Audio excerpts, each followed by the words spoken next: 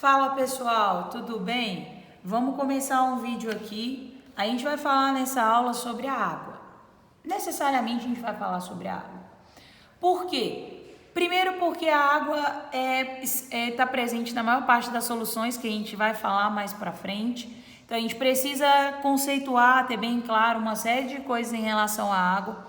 Segundo porque é um tema muito recorrente, né? A gente precisa ter noção do de algumas características, alguns pontos importantes sobre o comportamento da água, que vai ajudar em várias outras partes da matéria que a gente vai conseguir ver, tá? Então vamos lá, ó. Características gerais. A água ela é líquida nas condições ambientes, tá? A 25 graus Celsius, ela é um dos poucos solventes que a gente consegue ter no estado líquido. Isso é extremamente importante, porque se a gente não conseguisse ter água líquida na temperatura ambiente, o planeta Terra seria um lugar desaconselhável, seria um lugar inóspito para ter vida, né? Graças ao fato da gente ter água líquida a 25 graus Celsius, que é possível ter vida no planeta Terra, tá? Se não fosse isso, a gente não ia conseguir sobreviver sem a água, então não ia ter vida no planeta. A temperatura de fusão da água, que é quando ela sai, né, do estado sólido e vai para o estado líquido, é 0 graus Celsius. E a temperatura de ebulição, que é quando ela sai do estado líquido e vai para o estado de vapor ou gás, é de 100 graus Celsius. Esses valores são muito importantes da gente saber, levando em consideração esses valores aqui a uma pressão de 1 atm, ou seja, no nível do mar, né? Por que eu estou falando isso? Porque quando a gente ganha a altitude ela interfere nos pontos de fusão e ebulição das substâncias. Então, esse 0 graus Celsius aqui para fusão e os 100 graus Celsius para ebulição são valores que são medidos com base no nível do mar, tá? Então, com base em locais onde a pressão é de 1 atm, ok? A água ela sofre um aumento de volume na solidificação. Com certeza vocês já tiveram uma experiência desse tipo. Você pegar uma garrafinha, encher essa garrafinha até a boca, botar ela no congelador, e aí você esquece essa garrafinha lá no congelador, daí quando tu vai pegar a garrafa, às vezes a tampa da garrafa tá estufada assim, porque o gelo empurrou a tampa da garrafa para fora, ou então a garrafa estoura dentro do congelador. Por que isso acontece? Porque a água ela passa por um fenômeno diferente na solidificação. Quando ela vai quando ela está no estado líquido, basicamente ela tem uma organização linear. A molécula de água ela tem uma organização linear, então ela ocupa determinado espaço. Quando ela vai para o estado sólido, as moléculas de água elas se organizam em forma hexagonal. Então, cada vértice do meu hexágono aqui seria uma molécula de água. Só que o que acontece com o hexágono? Ele tem um espaço vazio aqui no meio. Então, o hexágono, a organização hexagonal, né, microscopicamente falando, ocupa muito mais espaço do que uma organização linear. É por isso que você pode botar lá sua garrafinha de 500 ml. Enquanto a água estiver no estado líquido, você consegue ter 500 ml de água ali. Se você colocar aqueles 500 ml dentro do freezer, com certeza a sua garrafa vai estourar. Por quê? 500 ml de água congelada ocupam um espaço muito maior do que 500 ml de água líquida. Por quê? Porque quando a água está na forma sólida, né, que é de gelo, ela tem uma estrutura hexagonal para as moléculas. E essa estrutura é uma estrutura que demanda muito mais espaço do que uma estrutura de organização líquida, tá? É uma característica da água, além da dilatação anômala que ela também tem. Além disso, a água apresenta um calor específico muito alto. A gente tem o calor específico da água como sendo 1 caloria por grau Celsius. Gente, 1 caloria é muita coisa para você fornecer de calor para o corpo. O que esse calor específico está dizendo aqui? Está dizendo que para você variar em 1 grau Celsius, 1 grama de água, tu vai precisar fornecer 1 caloria de energia. É muita coisa. É por isso que quando, por exemplo, está na praia, a água do mar, o dia pode estar fazendo 40 graus. Tu vai entrar na água do mar e a água vai estar gelada. Por quê? Porque demora muito para ela absorver a quantidade de calor que ela precisa, aquela quantidade toda de água do mar precisa, para variar a temperatura. Só que aí o que acontece de noite? De noite, todo o calor que a água ficou absorvendo durante o dia, para poder variar a temperatura, precisa ser liberado. Aí se você entrar no mar à noite, você vai perceber que a temperatura da água está mais elevada do que na água durante o dia. Porque todo o calor que a água absorveu durante o dia, agora ela vai liberar. E da mesma forma como é difícil para ela ir absorvendo, demora muito tempo para absorver, demora muito tempo para liberar também. Então, à noite costuma da temperatura da água ficar um pouco mais elevada que durante o dia, durante um bom tempo, tá? Depois, a gente tem que a água é solvente da maioria das substâncias. Antigamente, falava-se que a água era um solvente universal. Gente, solvente significa um líquido que é capaz de dissolver qualquer substância. Por que a gente não pode falar que é um solvente universal? Porque o processo de dissolução, né, de solubilidade no geral, ele passa por um conceito que é o conceito de polaridade. A regra geral da solubilidade é que semelhante dissolve semelhante. E semelhança em química significa polaridade. Então, quem tiver a mesma polaridade da água vai conseguir se dissolver, né, se solubilizar nela. A água é uma substância que é polar, ok? A polaridade da água, a água ela é polar. Então, qualquer substância que também seja polar vai conseguir se dissolver na água. Exemplo, se você pegar álcool e misturar na água, eles vão conseguir se solubilizar, você vai formar uma mistura homogênea, bonitinha lá, ó. Você não vai conseguir saber depois onde é água, onde é álcool, porque vai estar tudo solubilizado, eles vão conseguir se dissolver legal. Agora, se tu pegar óleo e água, você vai ver que você vai formar uma mistura. Água e óleo se misturam? Misturam, formam uma mistura heterogênea. O que a água e o óleo não fazem? Eles não se dissolvem, porque a água não é um solvente para o óleo. Porque se a água é polar, ela só vai ser solvente para quem também é polar. Como o óleo é apolar, o óleo não vai se dissolver na água. Então, água e óleo se misturam, mas não se dissolvem, ok? Então, por isso que a gente não pode dizer que a água é um solvente universal, tem que ser um universal entre aspas, igual eu botei aqui. Porque as substâncias que forem apolar não vão ser solúveis em água, ou vão ter um coeficiente de solubilidade muito baixo, a ponto de ser considerado insolúvel, tá? Isso acontece com alguns sais também. Se tu pegar, por exemplo, a água do mar, tem alguns sais que são muito solúveis. Por exemplo, o NaCl, que é o sal de cozinha. Ele é muito solúvel na água. Só que existem outros sais que não são tão solúveis assim. Sais de cálcio, por exemplo, não são muito solúveis. Por exemplo, se você pegar carbonato de cálcio, que é o que forma aqueles corais da praia, eles não são tão solúveis em água. É por isso que eles conseguem calcificar e formar aqueles corais na praia. Se ele fosse muito solúvel na água, a gente não ia ter formação de coral e nem formação de concha, tá? Então, essa solubilidade também depende de quem está ali funcionando como soluto, né? Quem que a gente quer que seja dissolvido. É o componente mais abundante de todos os seres vivos. A gente sabe que a maior parte do nosso corpo é água. Quando a gente é criança, a porcentagem é muito maior do que quando você é um idoso ou um adulto. À medida que a pessoa vai crescendo, essa porcentagem de água no corpo ela diminui, mas não significa que passa a ser menos abundante. Indiferente se é uma criança ou se é um adulto, a maior parte da composição corporal vai ser de água. Agora, a quantidade de água que uma criança tem no corpo é maior do que a quantidade de água que um adulto tem, ok? Essa água, gente, a gente consegue achar em diversos tipos. A gente tem a água doce, que é a água que a gente utiliza para o consumo, né? A água dos rios, a água dos lagos, é a água que a gente utiliza para poder tratar, e a gente vai falar do tratamento de água aqui, para poder chegar na nossa casa, é a água doce, é a água que a gente consome. A água salobra, que é a água com sal. Essa água com sal aqui é a água do mar, né? Que não é uma água própria para beber, é a água que está lá no mar. Ah, essa água com sal a gente nunca vai poder utilizar para beber? Não, existem processos.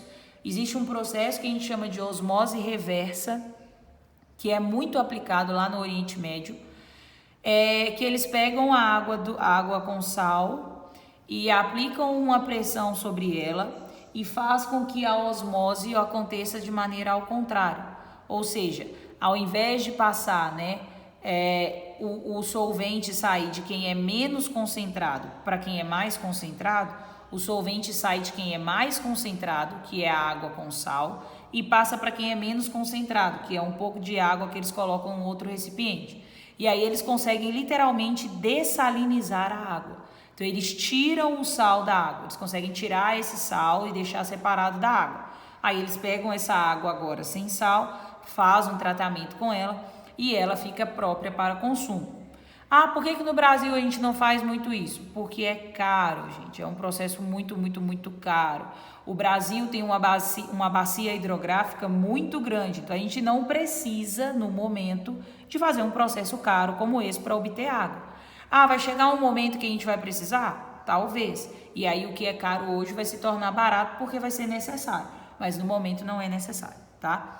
E tem a água que a gente chama de água dura.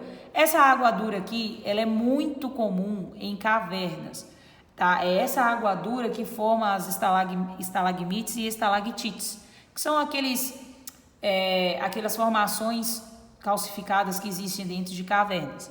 É água dura porque ela é rica em sais de cálcio e magnésio. Cálcio e magnésio são pouco solúveis em água, então a tendência é que eles vão se acumulando, tá? E aí a gente consegue ter formações, não é uma formação rochosa, porque, né, não é tão proeminente. Mas dentro de caverna e tal, a gente costuma ter essa água dura, que é uma água rica em sais de cálcio e magnésio. Então, olha só, como a gente está falando de água, a gente precisa falar do processo de tratamento da água, né? Graças a Deus, boa parte dos lugares possuem saneamento básico. Mas existem alguns lugares que não possuem, e aí as pessoas sofrem com algumas doenças que vêm através de micro-organismos que se proliferam na água. Mas, de forma geral, a gente tem o processo de tratamento de água. Em alguns lugares, esse processo de tratamento pode ter algumas etapas que não estão aqui, e em outros lugares pode ser que não tenha algumas etapas que estão aqui, tá? Mas essas aqui são as etapas gerais de um processo de tratamento de água que ocorre em qualquer estação de tratamento. Então, a primeira fase é a fase de captação da água. Então, você vai precisar aqui de uma nascente ou de um local onde essa água vai ser captada para ela ser levada para uma reserva, né? Então, vai ficar lá dentro da reserva, do tanque de água lá. Essa água, ela passa, até chegar nesse tanque de reserva, por uma peneira, o processo de peneiração. Para que serve esse processo de peneiração? Gente, quando você capta a água, junto com a água vem folha, vem terra, vem pedaço de tronco de árvore, vem matéria orgânica, vem uma série de coisas. Então, essa peneira, ela literalmente vai barrar esse monte de cascalho, entulho, pedaço de terra, de tronco que tiver junto com a água. Vai ficar retido na peneira. E aí, a água passa pela peneira, essas impurezas grosseiras vão ficar retidas na peneira. Depois, a gente tem uma fase de pré-cloração. Essa fase de pré-cloração é adicionado cloro na água, o cloro ele é adicionado, mas esse cloro que é adicionado aqui é para começar o processo, né, de morte dos micro-organismos. Então, você coloca o cloro aqui exatamente para que alguns micro-organismos já sejam mortos nesse primeiro processo, para já eliminar algumas bactérias e micro-organismos que a gente não quer. E aí, depois nessa água é adicionado sal de alumínio, que é o sulfato de alumínio, e o hidróxido de cálcio. O sulfato de alumínio e o hidróxido de cálcio, eles vão ser responsáveis pelo processo de floculação.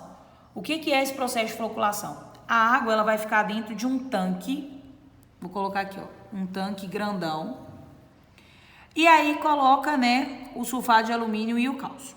O que vai acontecer? Esse sulfato de alumínio e o cálcio vão aglutinar, eles vão grudar na superfície das impurezas que estão dentro da água. Então, essas impurezas que estão dentro da água, elas vão ficar menos densas do que a água. E aí elas vão formar como se fosse uma espuma. Aí fica um monte de bolha de espuma na superfície da água. Parece que jogou detergente na água, literalmente. Aí forma um monte de bolha de espuma na superfície. Esse processo de bolha, né, de formação é o que a gente chama de floculação. E aí, essa água, ela vai ficar decantando, fica dentro do tanque, decantando, ou seja, em descanso, exatamente para que a floculação aconteça da melhor forma possível, para que seja um processo muito eficiente. E que todos os micro-organismos que ficaram vivos ainda, depois da pré-cloração, possam aglutinar aqui, né, nesses flóculos de sulfato de alumínio. E aí depois vem uma pá que existe aqui, essa pá ela vai rotacionar, ela gira e vai jogando essa espuma que está aqui na superfície para um outro recipiente, tá? Depois do processo de decantação. Aí essa água vai passar por um filtro, esse filtro é um filtro que tem carvão ativado, é um filtro que tem alguns cascalhos, tem areia. Qual que é a principal função? Retirar o cheiro. O carvão ativado ele é muito importante para tirar o mau cheiro. Então, ele serve para eliminar o cheiro e também para eliminar alguns micro-organismos que ainda ficam dentro da água. Então, essa água vai ser filtrada. Depois do processo de filtração, essa água já está pronta para beber. Aí, ela passa por um segundo processo de cloração e por um processo de fluoretação também. Por quê? A água ela tem que ter um nível de flúor que é recomendado pela Organização Mundial de Saúde para que todas as pessoas tenham acesso diário. Então, a maneira, né, que foi encontrada é que o flúor ele já vem adicionado na água. Então, daí a gente já toma uma quantidadezinha de flúor na água mesmo, o que é importante, que é necessário para os seres vivos. Tá? Então, tem esse processo de fluoretação. Se necessário, a água passa por um ajuste de pH. Por quê? A água ela tem que estar num pH que é neutro. A gente não pode ter uma água num pH nem muito ácido e nem uma água num pH nem muito básico, tá bom? Então, a gente tem que ter esse ajuste de pH para que a água chegue numa situação de consumo legal. Então, esse é o processo de tratamento da água. Ah, André, mas isso aí tem um monte de coisa que pode acontecer no meio do caminho. Inclusive, a gente pode ter processos de poluição da água. Sim, a água passa por processos de poluição. Gente, qual que é o principal problema da poluição da água? Água poluída afeta o ciclo. Qual ciclo? Vamos imaginar aqui o ciclo da água. A gente tem a nuvem ficou carregada, né, de vapor de água, aí ela carregou, saturou, vai chover. Aí choveu, a água precipitou. Aí uma parte dessa água vai ficar aqui no rio, vai encher os rios, a outra parte vai infiltrar, né? Enche lá as bacias que a gente tem, né, abaixo, beleza? E aí essa água que tá aqui no rio, ela vai evaporar de novo para poder formar a nuvem. Se a água tem um ciclo, gente, necessariamente ela não pode acabar. Tudo que tem que vive em ciclo quer dizer que não tem fim, ok? O significado de ciclo é isso, não tem fim. Vai estar aqui, ó, o tempo todo. A água vai precipitar e depois ela vai voltar para a nuvem. É um ciclo. Esse rendimento do ciclo, idealmente, deveria ser de 100%. Só que o que acontece? As pessoas, nós estamos poluindo a água. Água poluída não participa do ciclo. A água poluída não volta no ciclo. Então, não é que a água no mundo está acabando. A porcentagem de água disponível no ciclo é que está diminuindo. Por quê? Se eu tinha 100% de água aqui, aí o ser humano vai lá e polui a água. No próximo ciclo, ao invés de ter 100% da água participando, eu só vou ter 99%. Por quê? Porque aquele 1% ali foi poluído. A água poluída, gente, não consegue, por exemplo, evaporar. Eu não tenho água poluída evaporando. Então, você pensa lá no Tietê, lá de São Paulo. Você acha que aquela água lá do Tietê está participando de algum ciclo de precipitação? Como é que eu vou precipitar uma água que está por esgoto? Ela não consegue participar do ciclo. E aí, a gente tem um problema Porque se eu diminuo a quantidade de água disponível no ciclo, automaticamente eu vou diminuir a quantidade de água que vai precipitar também.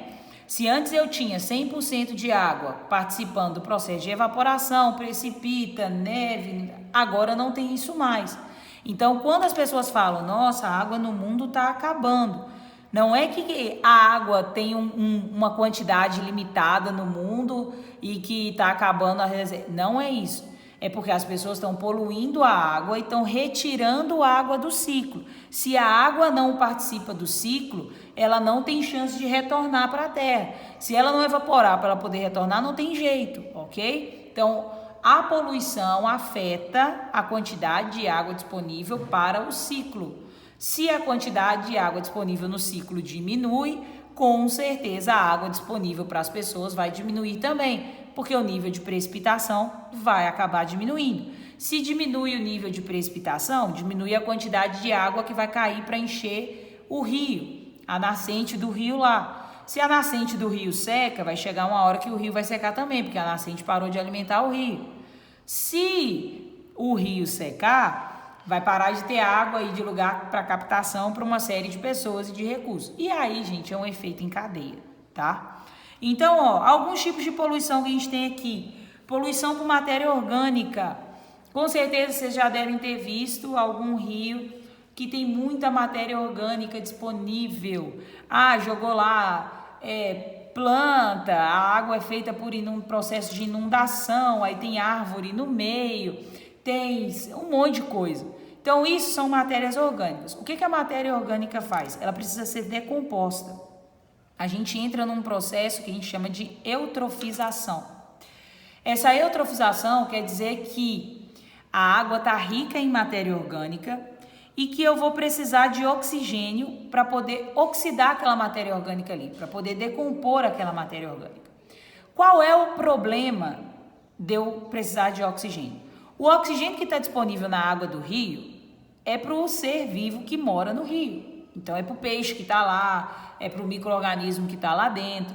Não é para ser gasto em processo de decomposição de matéria orgânica. Só que aí, essa eutrofização, né, esse excesso de matéria orgânica, ele vai formar, ó, imagina que eu tenho a água aqui. Aí, aqui está o peixinho lá, tranquilo na água. Aí, começou a acumular matéria orgânica aqui na superfície da água. O primeiro problema, essa matéria orgânica aqui impede que o oxigênio gasoso ele possa chegar e ser dissolvido para ficar disponível na água.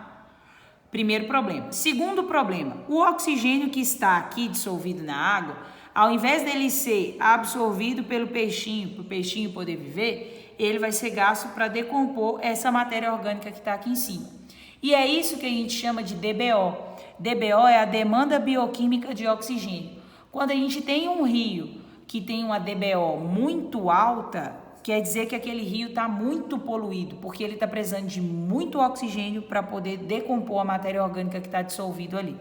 Então, quanto maior a DBO de um rio, maior é o nível de poluição dele.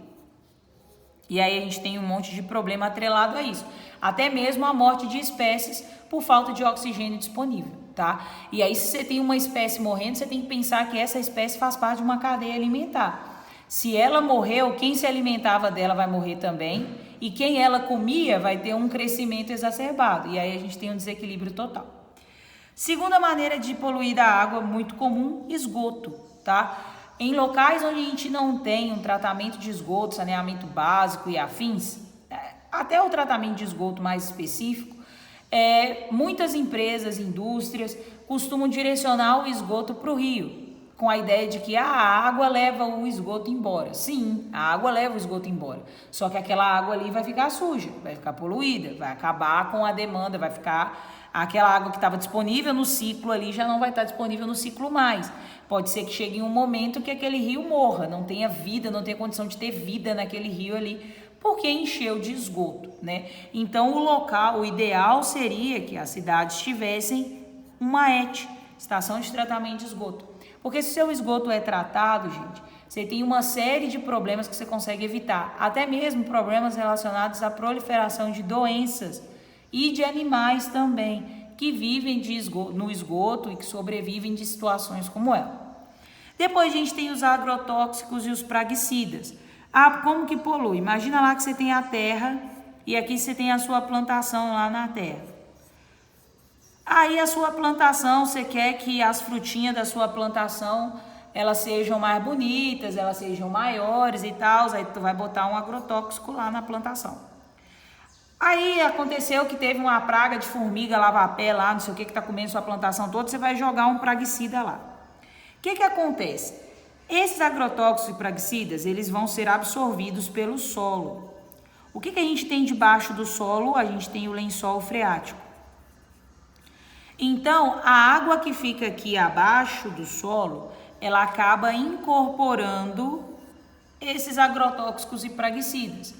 E aí a gente pode ter uma série de problemas. A gente pode ter problemas como aumento de temperatura média da água, e aí os micro-organismos que não estão adaptados a esse aumento de temperatura podem morrer. A gente pode ter uma alteração do pH da água. Essa água era para ser uma água neutra e passou a ser uma água ácida, ou uma água que está básica. E aí a gente vai matar quem estiver pelo meio do caminho, porque às vezes o micro-organismo que está ali, ele não está adaptado a viver num lugar onde não tem um pH neutro. E a gente tem a contaminação mesmo do lençol freático, né, gente? Então você já começa a contaminar desde de baixo. E também tem a contaminação por metais pesados. Geralmente essa contaminação por metais pesados está ligado, é mais comum em locais onde a gente tem atividade de mineração. Seja essa mineração de qualquer recurso mineral, tá? Não só de minério de ferro, mas de qualquer recurso mineral. Esses metais pesados, eu botei aqui, ó, chumbo, mercúrio, cádmio, arsênio, são os metais que são mais comuns de aparecerem no processo de contaminação da água, tá? Qual é o problema desses metais? Observa que todos eles têm um NOx aqui, ó, 2+. 2+, gente, é o NOx de quem que está no nosso corpo? Do cálcio, do magnésio. Então, uma água que é contaminada por metal pesado, o que esse metal pesado faz no nosso corpo? Ele se incorpora no local onde esses íons de cálcio e magnésio deveriam ser incorporados. E o cálcio e o magnésio, que são bons, que o nosso corpo precisa, acaba sendo eliminados na urina e afins.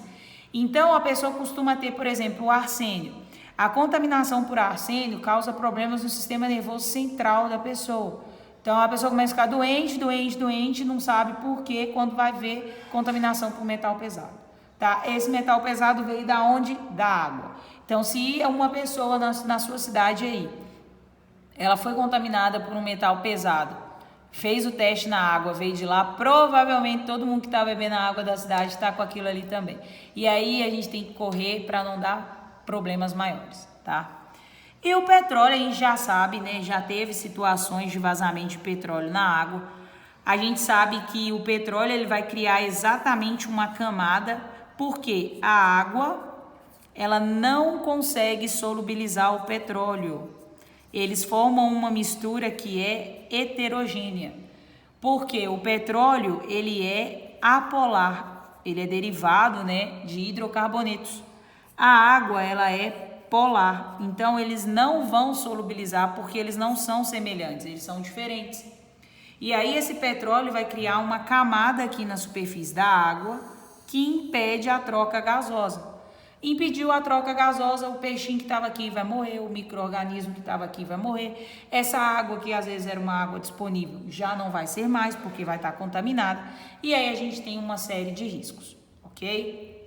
Pessoal, era isso, né? Nessa aula de água a gente falou um monte de coisa, falamos sobre poluição da água, falamos do processo de tratamento da água, falamos também dos tipos, né, das características da água, características gerais, que são muito importantes para a gente poder classificar, ok? Espero que vocês tenham curtido, pessoal. Até a próxima aula. Valeu!